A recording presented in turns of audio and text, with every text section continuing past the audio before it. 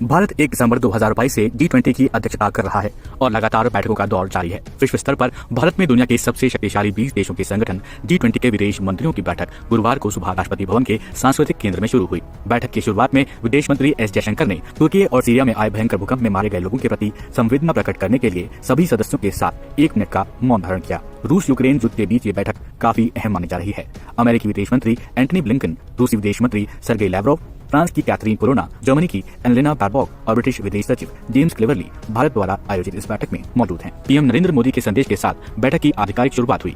Foreign ministers, head of international organizations, excellencies, I welcome you to India for the G20 foreign ministers meeting. India has selected the theme of One Earth, One Family, One Future।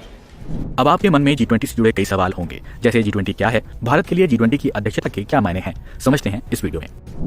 G20 एक अंतर्राष्ट्रीय संगठन है जिसमें दुनिया के 20 सबसे बड़े और महत्वपूर्ण अर्थव्यवस्थाओं के देश शामिल हैं। ये एक फोरम है जहां देशों के अर्थव्यवस्था के अलग अलग मुद्दों पर विचार विमर्श होता है। G20 दुनिया के 19 देशों और EU यानी यूरोपीय संघ से मिलकर बना हुआ है। इसमें शामिल देशों की वर्ल्ड GDP में करीब 85% की भागीदारी बताई जाती है। इस ग्रुप में जो देश शामिल हैं उनमें Argentina, Australia, Brazil, Canada, China, France, Germany, India, Indonesia, Italy, Japan, Republic of Korea, Mexico, Russia, Saudi Arabia, South Africa, Turkey, United Kingdom, United States, इसके साथ साथ यूरोपियन यूनियन भी शामिल है। इस साल जब भारत अध्यक्षता कर रहा है तब Bangladesh, Egypt, Mauritius, Netherlands, Nigeria, Oman, Singapore, Spain और UAE को एज गेस्ट इनवाइट किया गया है। पिछले साल यानी 2022 में इंडोनेशिया ने G20 की अध्यक्षता की। साल 2023 में इसकी अध्यक्षता भारत कर रहा है और 2024 में ब्राजील के पास ये G20 की अध्यक्षता होने वाली है। अब सवाल ये कि G20 की शुरुआत आखिर क्यों और कब हुई। तो आपको बता दें कि G20 की शुरुआत 1999 में हुई थी।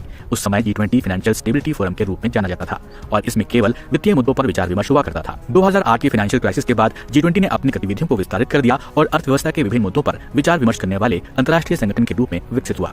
उस समय से अब तक G20 एक महत्वपूर्ण विश्व स्तरीय फोरम बन गया है जो दुनिया भर की अर्थव्यवस्थाओं के अलग अलग मुद्दों पर चर्चा करता है। G20 में शामिल देशों की चुनौतियों, मुद्दों और मांगों पर विचार विमर्श किया जाता है ताकि संयुक्त रूप से वो अर्थव्यवस्थाओं की समस्याओं का सामना कर सकें। अब ये समझते हैं कि जब भारत G20 की अध्यक्षता कर रहा है तब भारत को इससे क्या फायदा हो सकता है। भारत को G20 की अध्यक्षता मिलना इस बात को दर्शाता है कि भारत वैश्विक ताकतों के बीच वर्ल्ड लीडर बनकर उभर रहा है। बता दें कि हाल ही में इंडोनेशिया के बाली में 17वें G20 शिखर सम्मेलन के दौरान भारत को G20 की अध्यक्षता सौंपी गई थी। ऐसे में ये देशवासियों की जिम्मेदारी है इन आशाओं और अपेक्षाओं से कहीं ज्यादा बेहतर करके दिखाएं। अब ये हमारी जिम्मेदारी है कि हम भारत की सोच और सामर्थ्य से, भारत की संस्कृति और समाज शक्ति से विश्व को परिचित कराएं। ये हमारा दायित्व है कि हम अपनी हजारों वर्ष पुरानी संस्कृति की बौद्धिकता और उसमें समाहित आधुनिकता से विश्व का ज्ञानवर्धन करें। पीएम ने देश को इस अवसर का उपयोग करने को कहा था। उन्होंने कहा था कि हमें वैश्विक भलाई पर ध्यान केंद्रित करना चाहिए। G20 की अध्यक्षता हमारे लिए एक बड़े अवसर के रूप में आई है। हमें इस अवसर का पूरा उपयोग करना चाहिए और वैश्विक भलाई और विश्व कल्याण पर ध्यान देना चाहिए।